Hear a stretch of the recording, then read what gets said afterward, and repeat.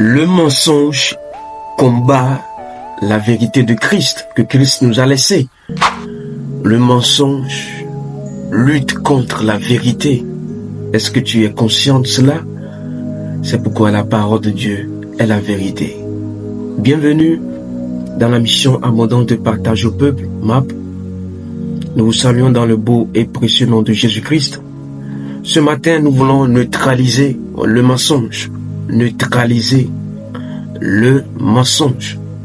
Ce n'est pas simplement l'effacer, parce que si on ne sait pas l'effacer, neutraliser avec le sang de Jésus-Christ, dans nos cœurs, dans notre vie, dans nos actes de tous les jours, car le mensonge a détruit beaucoup de familles, des destinées, même des nations. Donc, ce matin, je t'appelle à s'installer confortablement dans la présence de Dieu. Écoutez ce message, que Dieu te bénisse. Père, inspire les paroles de ma bouche. Viens parler à ton peuple ce matin. Humblement, Seigneur, que les cœurs s'ouvrent, car la parole sort avec puissance pour transformer des vies, pour changer des cœurs et les ramener à toi, le bon berger. Au nom puissant de Jésus-Christ, merci pour les entendements, merci pour les auditeurs qui sont déjà prêts à obéir à leur maître Jésus-Christ et à leur Père qui attendent d'être fils et filles de Dieu. Au nom de Jésus-Christ. Amen. Neutraliser le mensonge. Neutraliser le mensonge.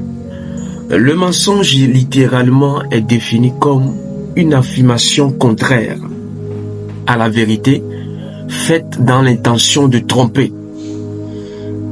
Ce sont des fausses affirmations. Donc c'est une affirmation dans le but de déguiser et d'altérer la vérité. Le mensonge est encore défini comme une forme de manipulation qui vise à faire à croire à autrui ce qui n'aurait pas cru s'il avait su la vérité. S'il avait su la vérité. Et le contraire du mensonge, c'est la vérité. Et je définis aussi la vérité comme un caractère de ce qui est vrai, la conformité d'un récit, d'une relation avec un fait. Et nous, en Christ, Jésus, qui est le chemin, la vérité et la vie, nous a donné la vérité qui est aussi la parole de Dieu. Et lui-même veut que nous restons et demeurons dans la vérité. Donc toi qui es une personne en Christ ou qui a reçu Jésus-Christ, tu dois aimer la vérité et détester le mensonge. Tu dois haïr le mensonge et s'attacher à la vérité. Alléluia. Gloire à Dieu. Donc il est écrit dans Jean chapitre 8, le verset 32. Jean chapitre 8, le verset 32. Vous connaîtrez la vérité et la vérité vous affranchira. Parce que souvent on a l'habitude de commencer toujours par le mensonge. Moi je ne vais pas commencer par enseigner ou apporter un message en prêchant le mensonge. La vérité d'abord. Vous connaîtrez la vérité et la vérité vous affranchira. Il y a d'autres versions qui disent vous rendra libre. Nous avons la liberté par la connaissance de la vérité. Jean chapitre 1, le verset 16 à 17. Et nous avons tous reçu de sa plénitude et grâce pour grâce, car la loi a été donnée par Moïse. La grâce et la vérité sont venues par Jésus-Christ. La grâce et la vérité sont venues par Jésus-Christ. L'homme pense que la vérité est dans les discours, dans les généalogies, dans les recherches humaines, intellectuelles. La grâce et la vérité sont venues par Jésus-Christ. C'est pourquoi il peut se dire qu'il est le chemin. Il est la vérité et il donne la vie. Bien-aimés en Christ, tous qui nous écoutez sur cette chaîne. Jésus est la vérité. Ce n'est pas les églises qui donnent la vérité. Ce n'est pas un pasteur qui est la vérité. C'est Jésus qui est la vérité, qui donne le mandat à l'église, c'est-à-dire l'ecclésia, le corps de Christ, l'épouse de Christ, les disciples de Jésus-Christ, d'aller prêcher la bonne nouvelle, d'aller semer la bonne semence, la parole de Dieu, dans le cœur, mais avec la vérité. Dieu ne cherche pas simplement des adorateurs en esprit, il cherche aussi des adorateurs en esprit et en vérité. En esprit et en vérité. Nous sommes des hommes d'esprit, c'est vrai. Nos églises, nous disons églises charismatiques, pentecôtistes, évangéliques, protestants, catholiques, orthodoxes, toutes ces églises avec des noms, ce n'est pas mal. Mais Jésus a une église. Il appelle mon épouse. Vous savez, une femme qui est attachée à la vérité, son mari ne fera que l'aimer. Une femme qui marche dans la vérité, une épouse qui marche, je parlerai plutôt de l'épouse qui marche dans la vérité, le mari le respecte, l'honore. Et Jésus est notre époux. Est-ce que les églises sont conscientes de cela? Est-ce que les hommes de Dieu, les ministères sont conscients que c'est Jésus qui est notre époux et on ne peut rien faire avec sa parole? On ne peut pas prêcher des bobards, on ne peut pas laisser des faussetés sur des générations. Quand le mensonge est glissé dans des générations, ça peut impacter des générations. Je prends l'exemple de notre père Abraham. Il a dû camoufler la vérité pour protéger sa femme. Jésus ne protège pas l'église dans le mauvais sens. Jésus protège l'église par amour et dans la repentance. Lisons Genèse chapitre 20, le verset 1. À partir du verset 1 à 7. Abraham partit de là pour la contrée du Midi. Il s'établit entre Kadès et Shur et fit un séjour à Guérar. Abraham disait de Sarah, sa femme, c'est ma sœur. Abimelech, roi de Guérar, fit enlever Sarah. Alors Dieu apparut en songe à Abimelech pendant la nuit et lui dit, voici tu vas mourir à cause de la femme que tu as enlevée. Elle a un mari. Abimelech ne s'était point approché d'elle et répondit, Seigneur, ferais-tu périr même une nation juste? Ne m'a-t-il pas dit, c'est ma sœur? Et elle-même n'a-t-elle pas dit, c'est mon frère? J'ai agi avec un cœur pur et avec des mains innocentes. Dieu lui dit en songe, je sais que tu as agi avec un cœur pur aussi. T'ai-je empêché de pécher contre moi? C'est pourquoi je ne t'ai pas permis que tu la touchasses. Maintenant, rends la femme de cet homme, car il est prophète, il priera pour toi et tu vivras. Mais si tu ne la rends pas, sache que tu mourras, toi et tout ce qui t'appartient. Gloire à Dieu. Dieu a dû intervenir dans cette histoire du mensonge de Abraham. Abraham a dit au roi Abimelech que sa femme était sa sœur. Vous savez, le mensonge travaille avec la peur. Des petites peurs qui sont en nous de perdre ce qu'on a. Donc il avait peur de perdre sa femme et il a changé sa femme en sœur. Aujourd'hui, beaucoup, pour se protéger, pour leur propre intérêt personnel, pour se justifier, être appréciés, et qu'on ne découvre pas qui ils sont réellement, ils changent de nom. Ils changent de nom, d'identité, ou soit de leur famille. Il a fait ça, mais Dieu a découvert. Tout ce qui est caché sera découvert, mes chers amis, bien-aimés en Christ. Tout ce qui est caché sera découvert. Il était un homme de Dieu.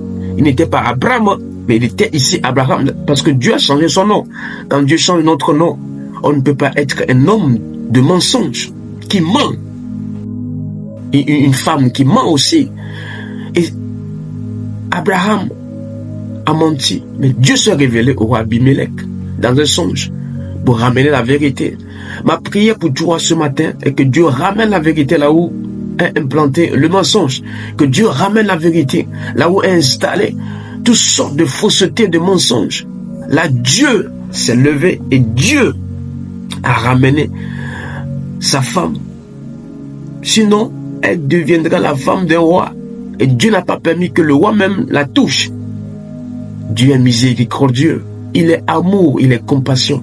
Il voit même nos défauts, nos faiblesses, et il se lève pour les corriger.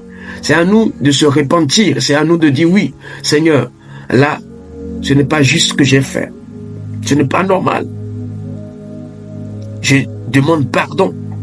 Accepte-moi tel que je suis. Et le sang de Jésus-Christ, toujours, si on avoue nos péchés, nos transgressions, il est juste et fidèle pour nous pardonner. Jésus pardonne. Il y a aussi un autre mensonge qui s'est glissé dans une famille, dans la famille de Isaac, Rebecca, Jacob et Esaü. Lisons Genèse chapitre 27, le verset 11 à 17. Jacob répondit à sa mère, « Voici Esaü, mon frère, est velu, et je n'ai point de poil. Peut-être mon père me touchera-t-il, et je passerai à ses yeux pour un menteur, et je ferai venir sur moi la malédiction et non la bénédiction. » Sa mère lui dit, « Que cette malédiction, mon fils, retombe sur moi. Écoute seulement ma voix, et va me les prendre. » Jacob alla les prendre, et les apporta à sa mère, qui fit aimer comme son père aimait. Ensuite, Rebecca prit les vêtements d'Esaü, son fils aîné, les plus beaux qui se trouvaient à la maison, et les fit mettre à Jacob, son fils cadet. Elle couvrit ses mains de la peau des chevreaux, et son cou qui était sans poil, et elle plaça dans la main de Jacob, son fils, le mets et le pain qu'elle avait préparé. Gloire à Dieu.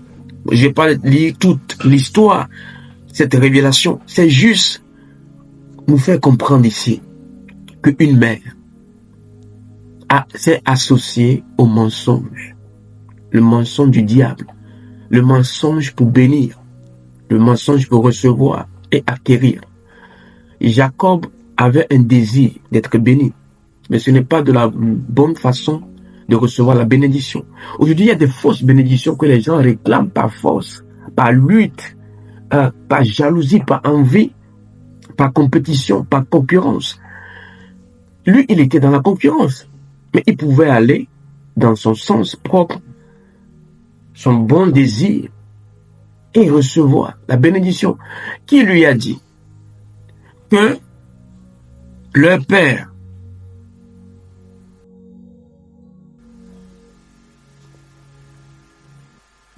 Isaac ne bénit que les gens velus, les gens poilus. Qui lui a dit ça? Ça, c'est le diable qui met dans la tête de ce jeune homme que son papa ne bénit que le velu. Les gens parlent du droit d'aînesse qui a été vendu, oui. Et ça a eu dans un amusement pour le repas, à manger le repas de Jacob. Mais c'est une complicité entre Jacob et sa mère. Ils ont déjà programmé leur propre bénédiction, pas la bénédiction de l'Éternel. Là, ce n'était pas la bénédiction programmée par Dieu. Dieu n'a pas décidé de bénir Jacob comme ça, par ce moyen. Mais ils ont tracé leur propre moyen, leur propre chemin. Bien aimé, aujourd'hui, nous-mêmes, nous fabriquons, nous complotons notre propre bénédiction. Dieu ne bénit pas par force. Dieu ne bénit pas si on lui met la pression.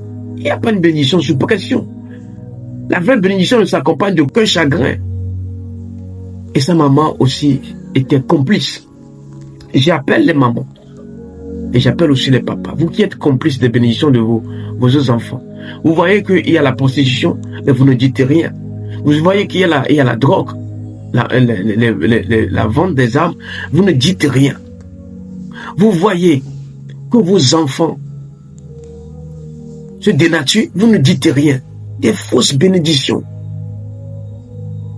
Même à l'église, quand nous voyons, même à l'église, quand nous voyons le péché dans la vie de nos frères et sœurs, parce que la personne a une haute personnalité, un chef d'entreprise, il est déjà à l'aise financièrement et matériellement, donc on est incapable de lui dire la vérité. Non, la vérité doit être prêchée à tous les frères et à toutes les sœurs, sans distinction, sans voir le rang social, la position que la personne occupe dans la société. La vérité est pour tout, et pour les bébés, et pour les adultes, les personnes avancées en âge, toute personne, les jeunes. Et sa maman, ici, la maman de Jacob, s'est associée. Et quand vous lisez l'histoire de Jacob, Jacob a souffert dans sa vie. Il a souffert. Déjà, son frère l'a poursuivi parce qu'il était menteur. Laban l'a utilisé pendant 14 ans avant qu'il ne se marie. Bien-aimé, qui veut cette vie? Juste à cause du mensonge. Le mensonge peut te dévier de la voie, peut te coûter cher dans ton parcours, dans ta marche.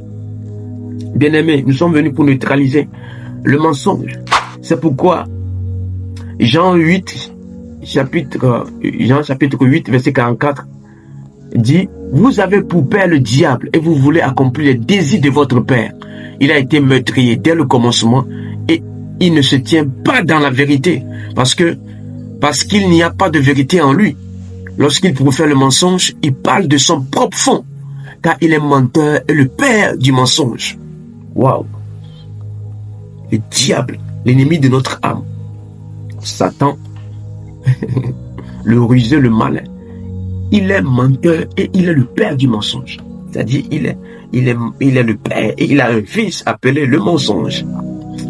Que nous soyons délivrés du mensonge. Bien-aimés, l'Église de Christ ne doit pas marcher dans le mensonge. Sortons du mensonge, frères et sœurs. Hommes de Dieu, servants de Christ, sortons du mensonge. Il est temps que l'Église sorte du mensonge. Il est temps que l'Église refuse le mensonge.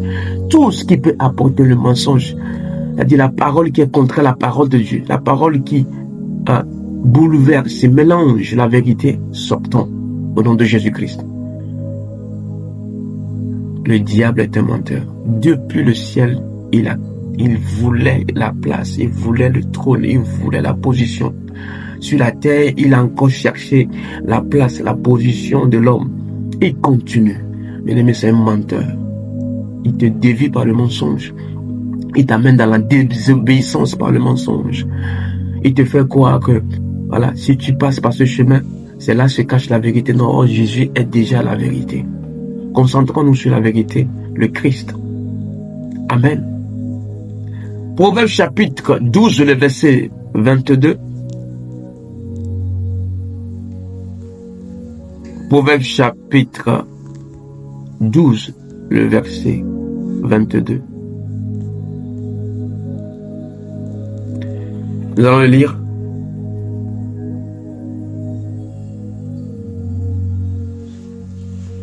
Les lèvres mensongères font horreur à l'Éternel, tandis que ceux qui agissent avec fidélité lui sont agréables. Veux-tu être agréable? Bon, devant le Seigneur, préserve-toi des lèvres mensongères. Ceux qui parlent beaucoup pêchent par le mensonge. Et ceux qui aussi sont silencieux dans leur cœur et qui mentent déjà par la pensée. Et dans l'abondance du cœur et quand la bouche va parler, ils profèrent des mensonges. Nous devons nous repentir. Les lèvres mensongères. Les lèvres mensongères. Vous savez, c'est pourquoi la Bible dit, si quelqu'un en effet veut aimer la vie et voir des jours heureux, qui préserve sa langue du mal et ses lèvres des paroles trompeuses, qui se détourne du mal et fasse le bien, qu'il recherche la paix et la poursuive. Nous devons nous préserver de la langue du mal et des lèvres des paroles trompeuses. C'est 1 Pierre chapitre 3, le verset 10 à 11 qui le dit. Des paroles trompeuses. Nous sommes dans la tromperie. La tromperie. Nous mentons aux frères et sœurs. Ce qu'on n'est pas, on le dit qu'on est. Ce qu'on n'a pas, on le dit qu'on l'a. Tu n'as pas un don prophétique, tu dis que tu as un don prophétique. Tu as un ministère prophétique. Tu n'es pas évangéliste, tu dis à tout le monde que tu es évangéliste. Tu n'es pas pasteur, tu dis aux gens que tu es pasteur. Tu n'es pas prophète, tu dis que tu es prophète. Tu n'es pas apôtre, tu dis que tu es apôtre. Tu n'es pas docteur, tu dis que tu es docteur. Là, je tape les ministères. Ce que tu n'es pas, ne le dis pas. Pourquoi tu t'attaches au titre, aux étiquettes? Ce que ton église n'a pas ou n'est pas, ne le dis pas.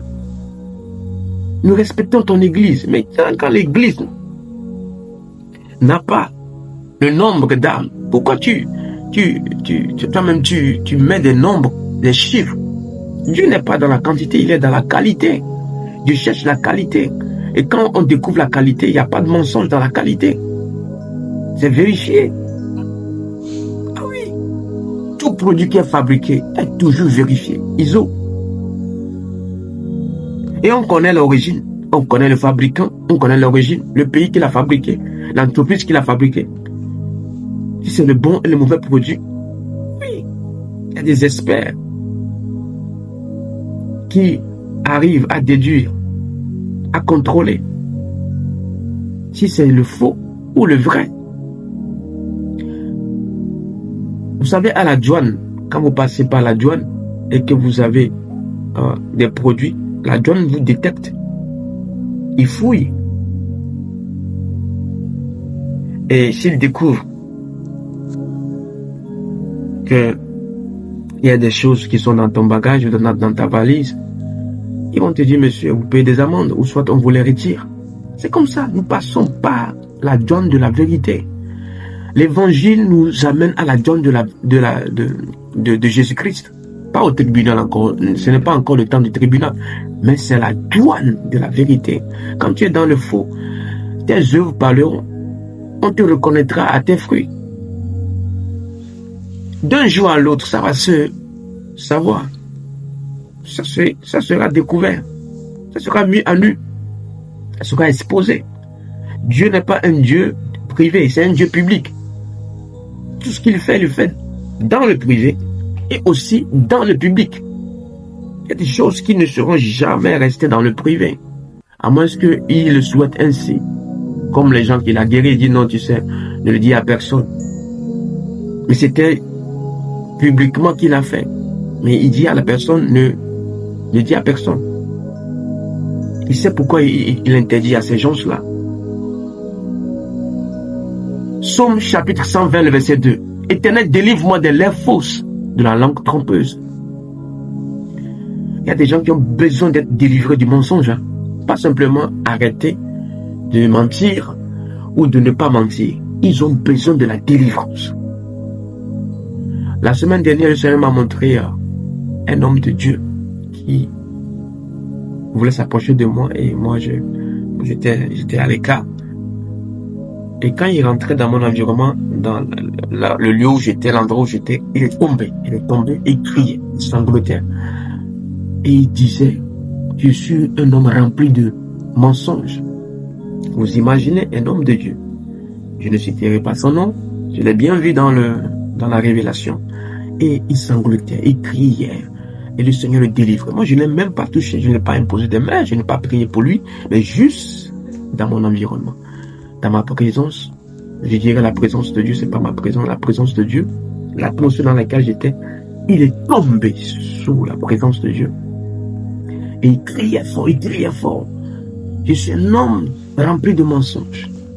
Il criait. J'étais là, je te regardais, c'est quoi cette histoire? Un homme de Dieu est rempli de mensonges. Je n'ai plus un homme de Dieu. Je n'ai plus un homme de Dieu. Vous allez voir beaucoup d'hommes de Dieu aujourd'hui. Si vous ne discernez pas leur ministère, ce qui est caché en eux, vous allez tomber dans le piège de l'ennemi. Ce qu'il veut, même pas les hommes de Dieu, prêcher le mensonge, apporter le mensonge, dévier beaucoup d'âmes. Faites attention, frères et sœurs. Recevez le discernement dans le nom de Jésus-Christ. Reçois le discernement. Reçois le discernement. Somme chapitre 15, le verset 2 à 3. Somme chapitre 15, verset 2 à 3. Il dit encore.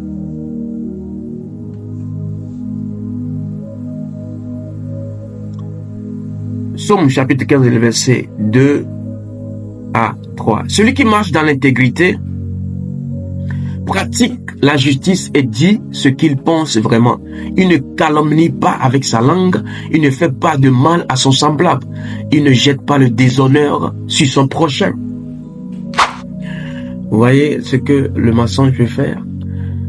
Déshonorer notre entourage, nos connaissances, nos relations, les gens proches de nous. Calomnier. La langue est un petit feu qui peut embraser toute une forêt. Jacques l'a dit. La langue, c'est un pouvoir, c'est une puissance qui est dans notre bouche. Faites attention avec votre langue. Celui qui veut parler qu'il tourne 7 fois la langue, 7, c'est le chiffre de la perfection, de la réalisation, le chiffre du repos. Il dit 7 fois tourne la langue avant de parler. C'est-à-dire pèse tes mots. Ne dis pas des gros mots. Et aujourd'hui, moi, dans le corps de Christ, je regrette et je déplore qu'il y a encore des chrétiens, malgré qu'ils sont convertis, qu'ils sont en Christ des années, ils disent encore des gros mots. Ils n'arrivent pas à résister aux gros mots. Et nous voyons aujourd'hui, avant il n'y avait pas ça dans le corps de Christ. Je ne dis pas que je suis un ancien chrétien ou voilà, j'ai fait... Mais j'ai une expérience quand même en Christ où j'ai vu qu'il n'y avait pas de calomnie, des déshonneurs, des critiques, des accusations, des jugements. Mais aujourd'hui, c'est devenu la mode. On peut se calomnier très vite sans connaître la personne. On peut se déshonorer jusque... Voilà, c'est comme si nous avons le droit de parler mal des autres. La Bible déclare, il est bien écrit, tout est utile, mais tout n'est pas permis. Tu n'as pas le permis de dire sur tes frères et sœurs ce que toi tu penses, par émotion, dans la chair, par jalousie et envie. Bien aimé, la langue est en train d'éteindre l'esprit. La Bible dit de ne pas éteindre l'esprit. N'éteignez pas l'esprit. C'est notre langue qui éteint l'esprit. C'est pas ce que nous mangeons qui nous rend impurs, mais c'est ce qui sort de notre bouche. Je vais vous le lire. Parce que voilà, les gens pensent que c'est ce qu'ils mangent, ce qui rentre dans le corps qui rend impur. Non, c'est ce qui sort de notre bouche. Nous allons le lire dans Marc chapitre 7, le verset 20 à 23. Il dit encore, c'est ce qui sort de l'homme qui le rend impur. En effet, c'est de l'intérieur, c'est du cœur des hommes que sortent les mauvaises pensées, les adultères, l'immoralité sexuelle, les meurtres, les vols, la soif de posséder, les méchancetés, la fraude, la débauche, le regard envieux, la calomnie, l'orgueil, la folie. Toutes ces choses mauvaises sortent du dedans et rendent l'homme impur. Ce qui te rend impur, ce qui t'amène à pécher, à désobéir, à tomber dans la saleté, dans les déchets, dans les souillures, c'est ce qui sort de toi. Donc, qu'est-ce qui sort de toi? C'est la parole, le message, au travers de ta bouche, de tes lèvres. Le mensonge, d'abord est en l'intérieur et sort à l'extérieur pour détruire des destinées, déshonorer des frères et sœurs.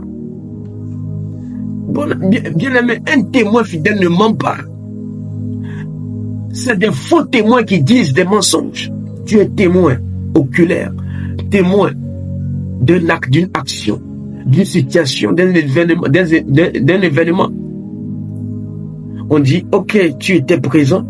Maintenant, l'ordre, le jour où on doit dire la vérité, mais tu dis des mensonges. À cause quoi? À cause de l'argent, le mammon. À cause de l'intérêt. Parce que tu es affiné à la personne. Non, l'amour couvre les péchés, mais l'amour dit la vérité. L'amour n'expose pas, mais l'amour dit la vérité. S'il n'y a plus la vérité, donc l'église n'a pas de sens. Parce que dans la société, l'église est une autorité. Dieu l'a mis pour parler de la vérité, pour enseigner la vérité. C'est pour éduquer spirituellement avec la vérité. Là où les lois qui apportent les mensonges, les décrets qui apportent les mensonges, tout ce qui circule et qui n'arrange pas la société, la population, les habitants, c'est l'église qui vient prêcher la vérité. Mais si l'église ne prêche pas la vérité, l'église est un carton vide. Alors, un carton vide. L'église a perdu sa place? Non. Et Dieu est la vérité. Dans Job 23, verset 19. Dans Job 23, verset 19. Dieu n'est pas un homme pour mentir, ni le fils d'un homme pour revenir sur sa décision. Ce qu'il a dit, ne le fera-t-il pas? Ce qu'il a déclaré, ne l'accomplira-t-il pas? D'autres versions le disent, il n'est pas un fils pour se repentir. Dieu ne se repent pas, c'est les hommes qui doivent se repentir. Dieu, il ne ment pas. Tout ce qu'il a dit depuis le commencement, parce qu'il était le commencement, et la parole était là le commencement. Tout a été créé par la parole. Cette parole est la vérité. Les prophéties s'accomplissent chaque saison, chaque étape de notre vie, et jusqu'à nous aujourd'hui. Dieu ne peut pas se repentir, c'est à nous de se repentir. Bien-aimés, je viens vous encourager à laisser le mensonge et à s'attacher à la vérité, à quitter le mensonge, à être délivré du mensonge et à s'attacher à la vérité. Dieu, tout ce qu'il fait, il le fait dans la vérité. Il cherche des hommes de vérité, des femmes de vérité, une jeunesse de vérité, des enfants qu'il adore en esprit et en vérité, pas un peuple qui fait n'importe quoi.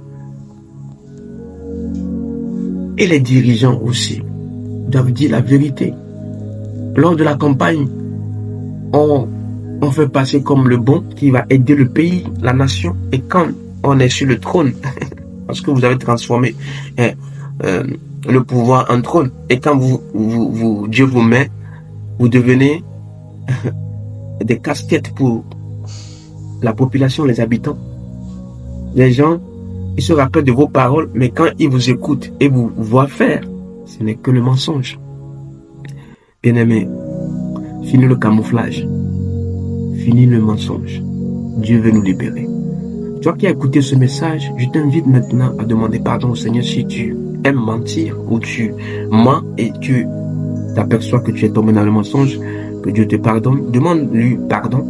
Et toi qui prêches le mensonge et qui dévie, ils font déraper beaucoup, fais attention. Reviens dans la parole.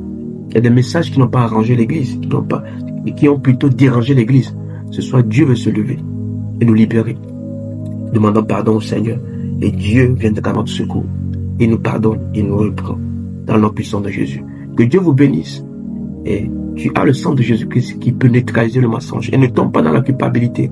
Quand tu avais menti, que tu avais fait des choses contraires à la parole, ne tombe pas dans la culpabilité. Le sang de Jésus neutralise, enlève complètement, ôte le péché. Et tu es libre. Avance dans la vérité, dans le nom puissant de Jésus. Amen, amen. Que Dieu vous bénisse. Et merci pour votre écoute.